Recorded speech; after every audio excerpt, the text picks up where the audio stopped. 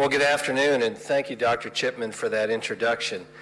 And also, I should say, Dr. Chipman, thank you for the kind friendship that you have shown to the U.S. Department of Defense over the years, and we very much appreciate that, sir. It's great to be with you here in Manama Dialogue and to talk about the U.S. commitment to this region and all of the ways that we have been here for quite a long time.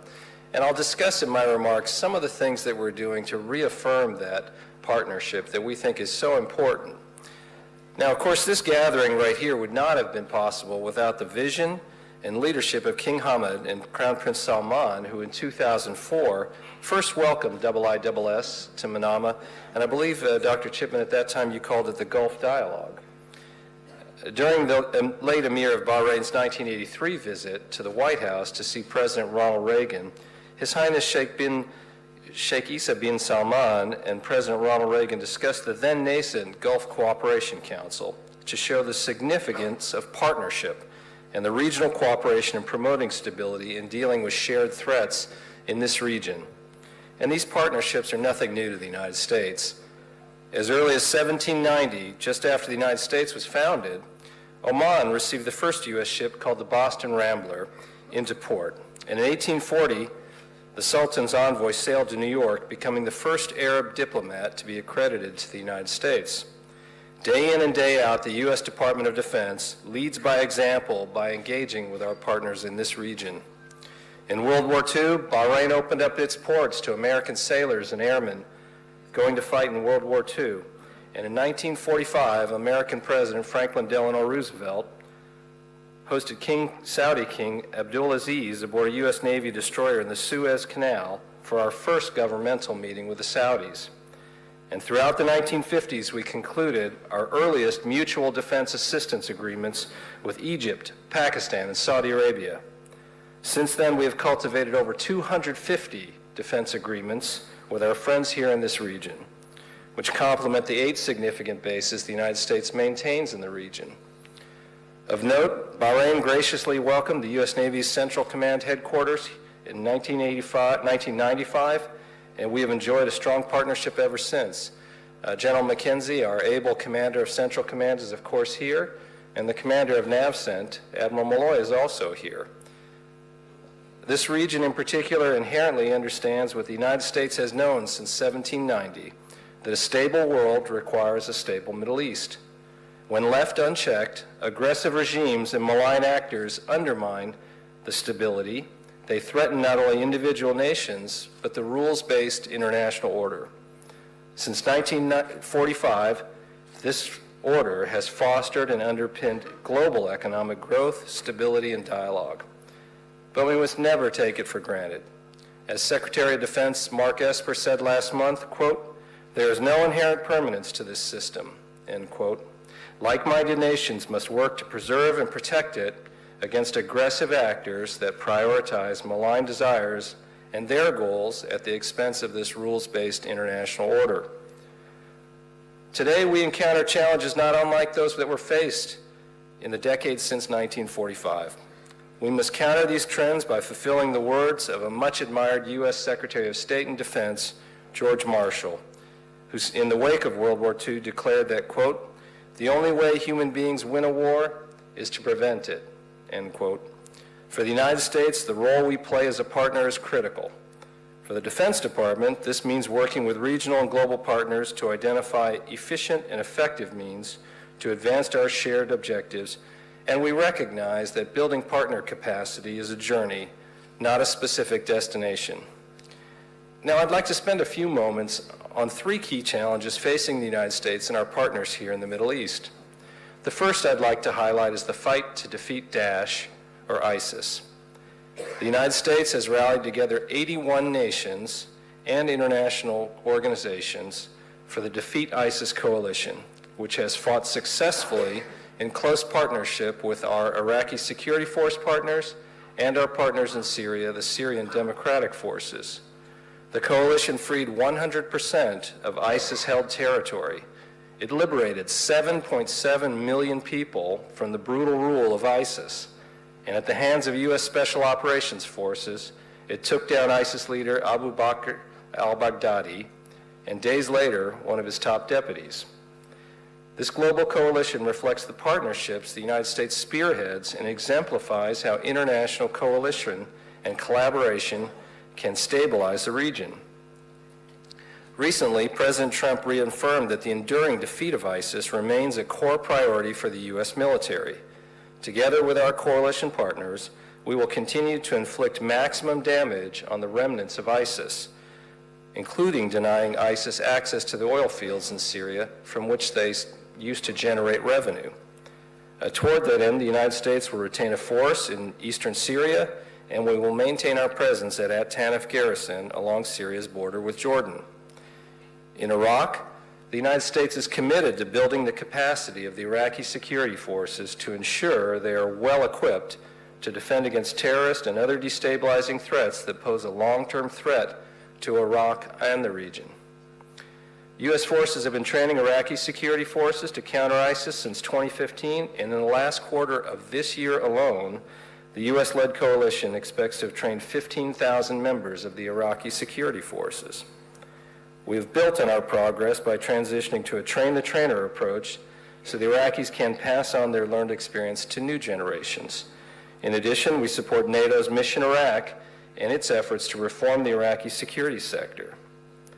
Even as we eliminate ISIS's so-called caliphate, the United States and our partners must acknowledge a different kind of instability.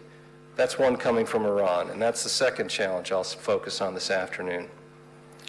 In the last 6 months alone, Iran has sought to disrupt the freedom of navigation and the global economy and destabilize its neighbors through direct attacks and through its proxies in Yemen, Syria, Lebanon, and Iraq.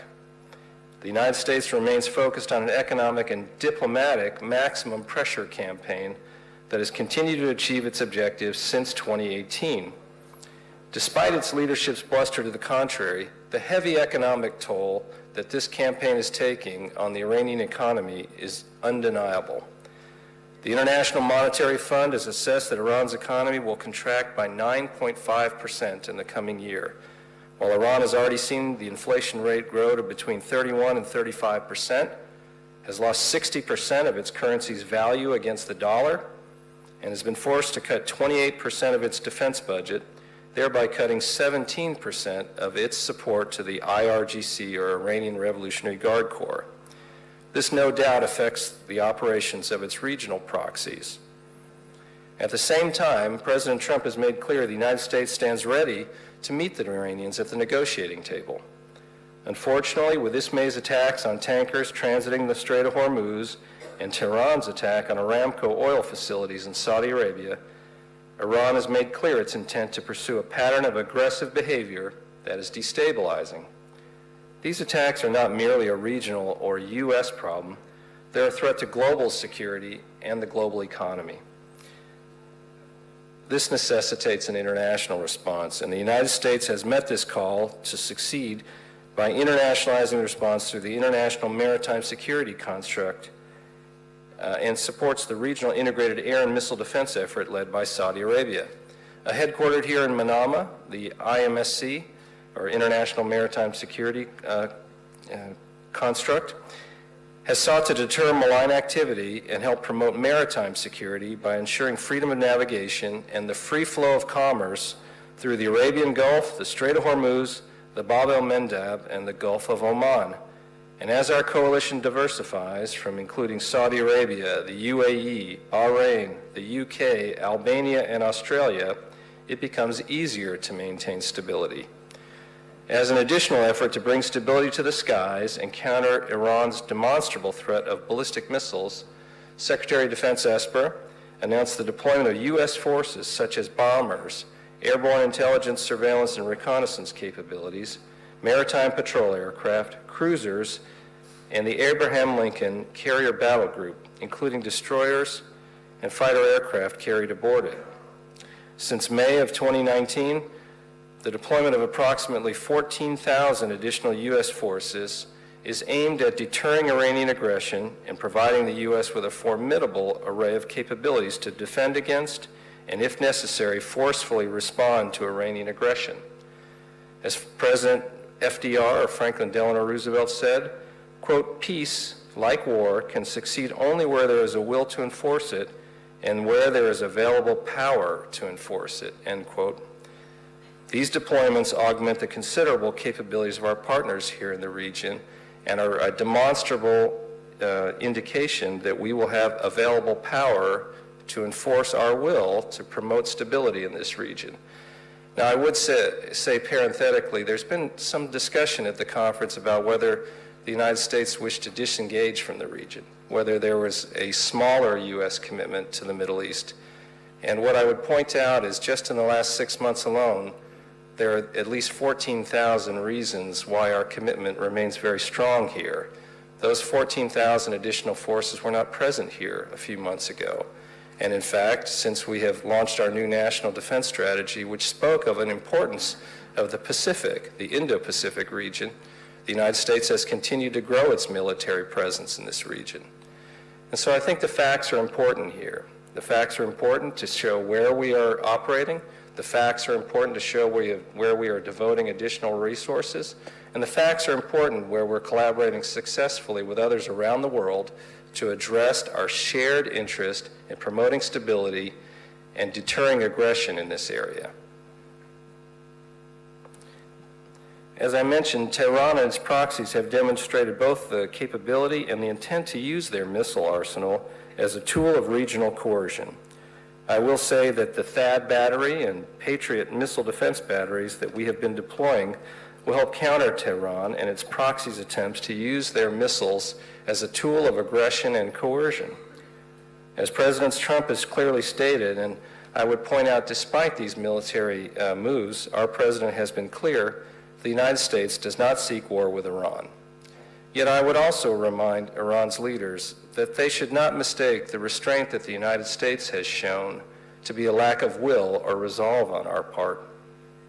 We are dedicated to ensuring our partners have the capabilities to address threats in addition to those that are posed by Iran and its proxies, such as piracy in their territorial waters. And this is evidenced by the counter-piracy task force that Bahrain commanded last year. We seek to ensure they have the training and equipment necessary to counter terrorist threats to sovereignty and also to track and defeat UAV threats, which have grown. We encourage our partners to take responsibility for their security, and America's longstanding investment is emblematic of this. Between 2015 and 2019 alone, the United States invested about $74 million in the training of 3,200 personnel working in national security in this region. U.S. arms bolster unrivaled global coalitions, and our products remain the most advanced and trusted military products in the world. Over the last 5 years, U.S. foreign military sales have totaled $132 billion in this region alone. Here today, General McKenzie can attest to how busy we are. He regularly engages with about 180 key leaders in this region in 1 year alone. More broadly, over the course of this year, we participate in a staggering number of exercises. We will do over 40 military exercises in this region alone, with dozens of participating partners. As just one example, the annual IMX naval exercise brought together 47 nations, 6 international organizations, 5,000 personnel, 40 naval vessels. We had 34 search and seizure teams, 19 explosive ordnance disposal teams, and 17 aircraft participate in that one exercise. As Winston Churchill once quipped, quote, "One always measures friendships by how they show up in bad weather," end quote. If the last 6 months have shown anything, it's that U.S. forces are showing up in greater and greater numbers in the region as the weather has become stormier. The United States does not profess to be perfect, and most certainly we don't get everything right all the time. But our partners know what we stand for. Our partners know our values, and our partners know they can count on us now and in the future. I would also add that over the decades, America's adversaries, whether they be Saddam Hussein's regime, Osama bin Laden and al-Qaeda, or Abu Bakr al-Baghdadi and his ISIS followers, they've also seen what America stands for. They have seen our values in action. They've seen what America will do, and they've seen that America will be with our partners and allies when it counts. In this context, it's worthwhile to draw a contrast with some of the opportunistic behavior we're seeing in this region, and as we see some other actors choose to try to take advantage of what they see as a potential opening. As our partners pursue opportunities for external trade and investment in their economies and infrastructure, the United States encourages them to consider the risks and track record of states such as Russia and China. We encourage them to consider their assistance to the murderous Assad regime in Syria and the regime in Tehran that intently pursues malign activities throughout the region. And we encourage the region to consider with clear eyes the predatory economic model that China is promoting as it pursues new projects. Quote, no foreign policy, no matter how ingenious, has any chance of success if it is born in the minds of a few and carried in the hearts of none, said Henry Kissinger. World War II made abundantly clear that while few men can do it alone, certainly few nations can carry the burden of global security alone. So in conclusion, let me just leave you with our vision of the Middle East. One that is stable, one that is prosperous, one that is not dominated by any malign actor or power or group, and one that is rooted in the international rules-based order. Accordingly, the United States is continuing to enhance our partnerships, including through an integrated Gulf Cooperation Council.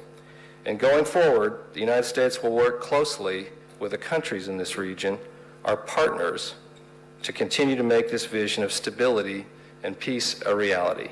So thank you very much for the chance to talk to you today. First question by our colleague from Lebanon mentioned that the question, what is being done for people in places like Iraq and Lebanon? Is there a focus of the United States in that area? Is this something that's important? And clearly it is. And from my perspective in the defense world, unless you have stability, unless you have peace and security, the kind of economic development, the sort of development towards higher order needs is simply not possible. And so when you ask, for instance, what have we done for the people of Iraq, as I mentioned in my remarks, if we would have been sitting here just a couple of short years ago, we'd have talked about the ISIS caliphate that had spread over the territory of Iraq and much of Syria, and 7.7 million people living under that brutal rule. And so one of the tangible things that we did, again, not purely with U.S. military force, as a matter of fact, the campaign we constructed was very different.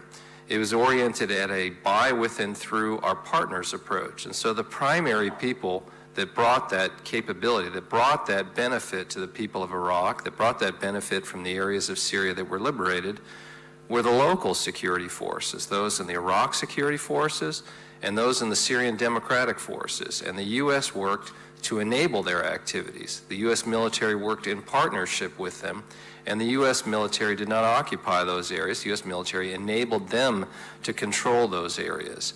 The people benefited greatly. We continue to partner with those state institutions because one of the other things that I think is important in those circumstances is there need to be trusted institutions of state that also are representative of the people, that are representative of the type of stability that we want to create. And there we have an enduring partnership with our colleagues in Iraq. It's not always easy, but quite frankly, I think we've made a lot of progress here in the last couple of years in that regard. And so, what are we doing for people? I think if you don't have security, you don't have stability, other higher order needs are simply very difficult and hard to come by. And that includes in Lebanon, where we've enjoyed a strong partnership with the Lebanese armed forces, one of the few institutions in society there that is recognized as one that is functioning and needs, of course, some capability development, needs some partnership, which we are continuing to provide. Now, another question that one of our colleagues from Australia raised was, what are the expectations that the United States would have for our partners? And here we are showing our commitment, whether that be in our willingness to stand up to aggression, our desire to deter aggression. We, as President Trump has been very clear, we don't wish to be involved in armed conflict. The goal of our military force posture, making it responsive, making it supple, bringing certain capabilities to the region and reinforcing it with the means to move quickly, is to try to preserve stability, to preserve deterrence. But in terms of our expectation of partners, we are asking our partners to do more. We're asking them to collaborate with us, to be part of things like the International Maritime Security Construct, which is devoted to freedom of navigation. A number of our partners have stepped forward to do that. I would note, since that activity began in June, the type of attacks that we saw before that period have not occurred.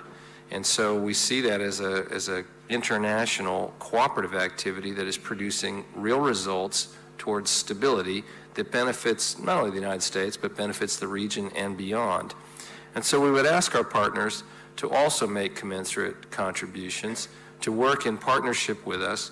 Occasionally we get at cross purposes with each other, and it undermines the effectiveness of those activities. And we'd also ask some of our more capable partners from outside the region to look at the kind of capabilities that they can bring, which not all of our partners in the region have. There are certain enabler capabilities that are in short supply, including in the United States military, for things like ISR, that we think would be particularly noteworthy that capable partners can provide. Say another question that Shashank Joshi posed was about the Iranian nuclear program, and certainly we are watching that with some very serious concern. I think it's fair to say it's been a bipartisan concern in the United States for quite some time to see the progress of that. The area where President Trump made the decision to withdraw from the JCPOA was based on a feeling that that agreement would not be effective in preventing Iran from attaining a nuclear weapon. Regrettably, the Iranians, even though they say they are part of the agreement, not really living up to the agreement with the way that they have violated it, first in smaller ways and now in larger ways.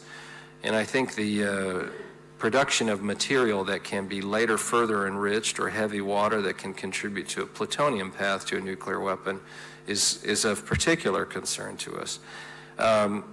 In terms of how the U.S. policy regards that, we've said very clearly at various levels that we would regard an Iranian nuclear weapons program or an Iranian nuclear weapon as something that was unacceptable.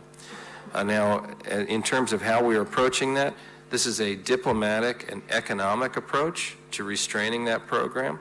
What you've seen in the maximum pressure campaign conducted by the various departments and agencies in the United States has been led by the State Department and our Treasury Department. And it's because it's an economic and diplomatic campaign.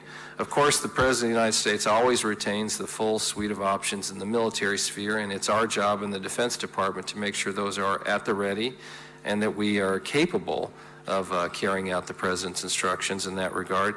But, again, I'd stress the maximum pressure campaign has produced substantial results with respect to the damage it's imposed on the Iranian economy, and the goal of that is to encourage Iran's leaders to come to the negotiating table, to negotiate seriously about the nuclear program, our concerns about their missile efforts, and other things.